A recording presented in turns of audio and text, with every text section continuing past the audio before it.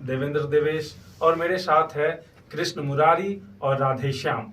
हम लोग आपके बीच एक म्यूजिक रखने वाले हैं। आज हमारे कृष्णा का थोड़ा सा आवाज प्रॉब्लम है, तो वो आज गीत गाएगा नहीं, आपको बजा के दिखाएगा। एक बहुत ही प्यारा हिंदी का सॉन्ग कवर किया है इसने, तो ये बजा करके दिखाएगा। अच्छा लगे तो जरूर इसके चैनल को सब्सक्राइब कर दीजिए, लाइक कर दीजिए और अच्छा सा कमेंट जरूर कीजिएगा इसके प्रोत्साहन के लिए। तो आइए सुनते हैं ये प्यारा सा धुन।